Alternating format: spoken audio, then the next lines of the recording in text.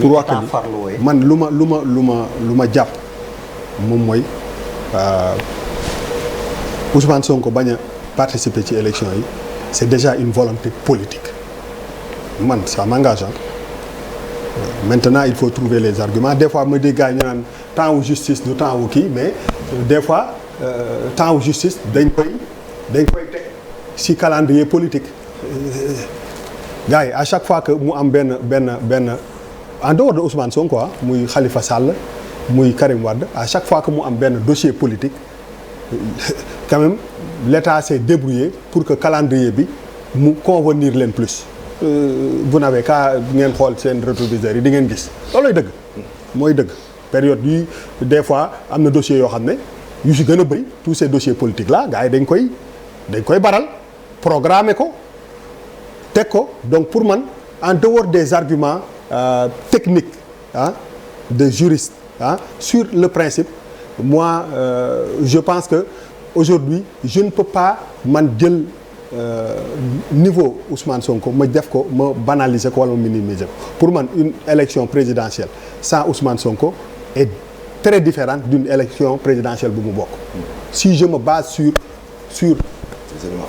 non voilà et sur le ressenti et je pense que du man kenn maa ko kii parce que aussi il faut dire les choses c'est-à-dire que je suis une personne boo xam ne ça m'engage pour man le leader de l'opposition il s'appelle Ousmane Sonko. Contrairement à ce que mon ami a dit c'est ma perception de la chose et loolu mooy sama ressenti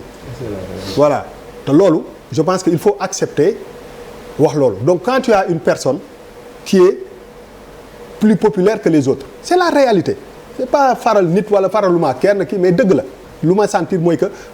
popularité bi Ousmane Sonko am yeneen opposants yi amuñu ko loolu moom mooy sama perception maintenant soo amee kooku élection ñëw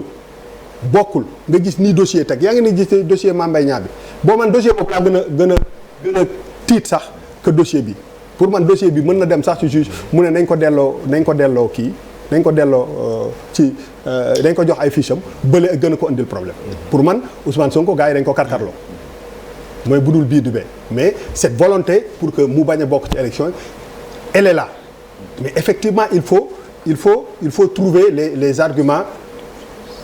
juridique pour mën a accompagner loolu moo tax à chaque fois quand même il faut ñu comprendre que ni lu ñu mënti wax ci justice si même corporation bi il y a des juges qui décident de quelque chose te loolu bëriwul ñu dem kase ko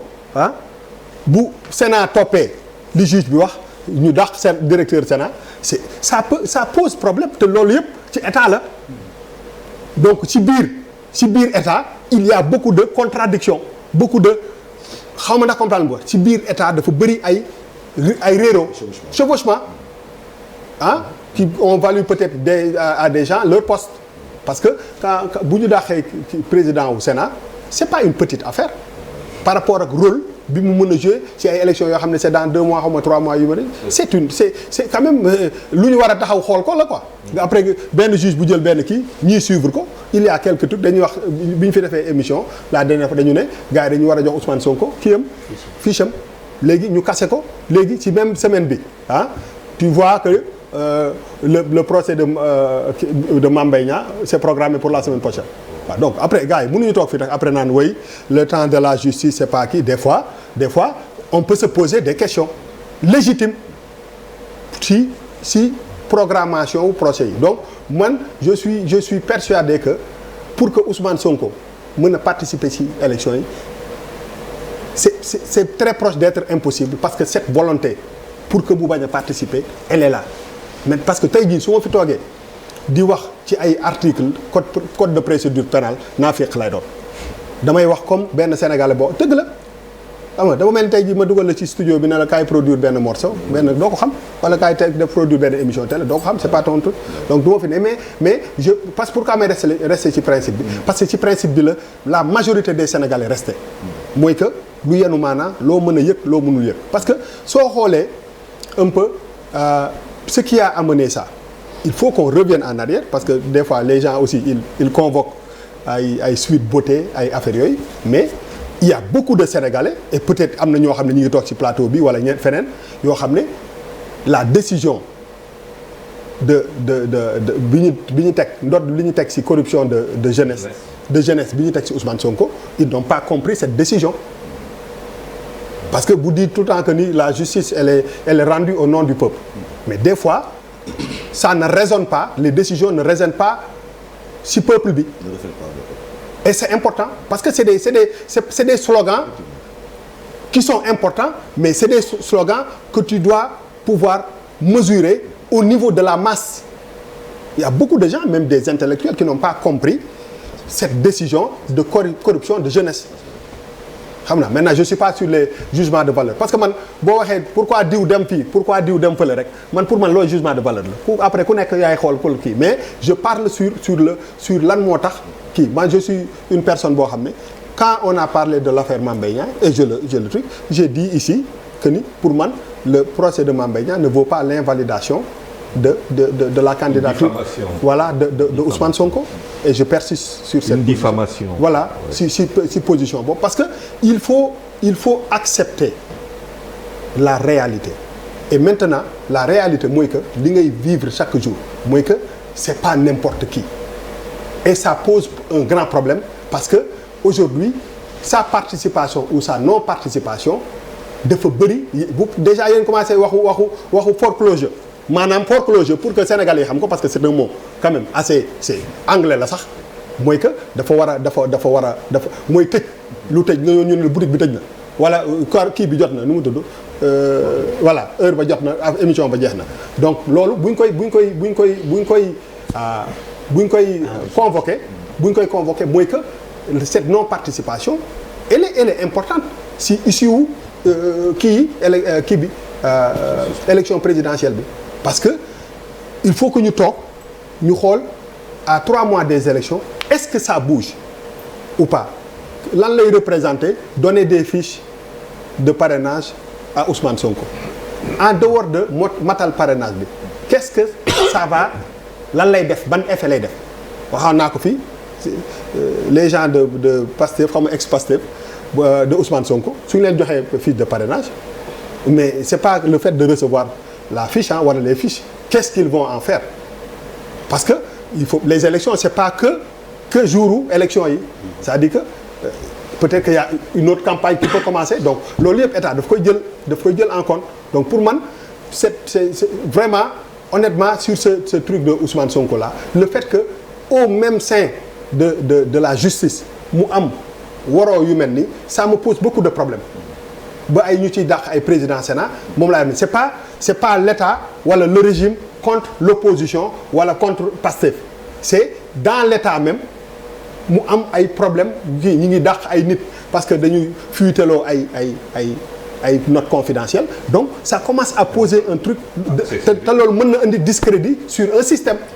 parce que il y a des gens qui ne sont pas d'accord sur des principes. Et après ni ngay gisee ñuy programmer affaire mooy que semaine prochaine on va vers une autre histoire. Sànq c'est vrai que y a eu xaw ma intox la xaw ma au début man am na ku ma woo téléphone ne ma ils ont la Cour suprême a autorisé que gars yi jox kii loolu laa ñëkkoon dégg. La première réaction bi ma am mooy que booy so what et après, parce que moom laa lay wax ni si tey jii nii Ousmane Sonko mu dem tribunal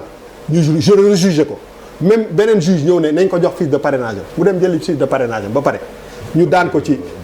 le 23,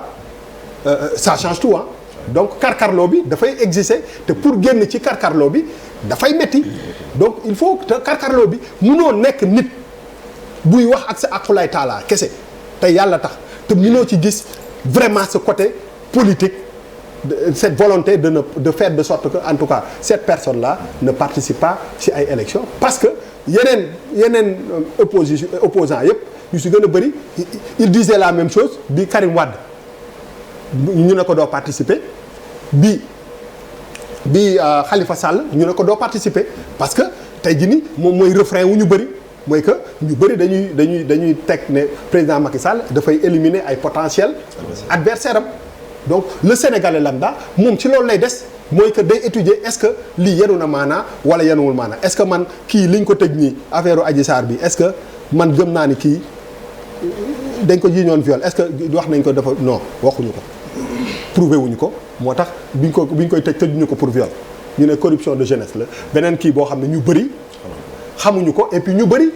daf leen def parce que aussi décision de justice yi bu tegoo ba pare nous on a le droit parfaitement le droit de les commenter d'accord wala ñàkk d'accord mais ce que tu vois mooy que en général ñu bëri seen xel day teey si quand même ces décisions yoo xam ne parce que encore une fois les décisions de justice rendues au nom du peuple dafa war a refléter wu si peuple bi mais su fekkee ni quasiment ñi ngay waxal ñëpp ils ont l'impression que il y a quelque chose qui cloche donc du ma dugg ci biir ay codes yeeg tous les trucs techniques tu parles sur le principe mais je pense que quand j'ai écouté le président Macky Sall def discours am ne du def troisième mandat quand j'ai écouté on peut interpréter aussi les discours on peut interpréter quand j'ai entendu le discours du président Macky Sall man Bouba Ndour la perception que j'ai eue mooy que booy damay dem mais je t'amène avec moi ça m'engage moom laa am parce que aussi am nañu xel ou déglu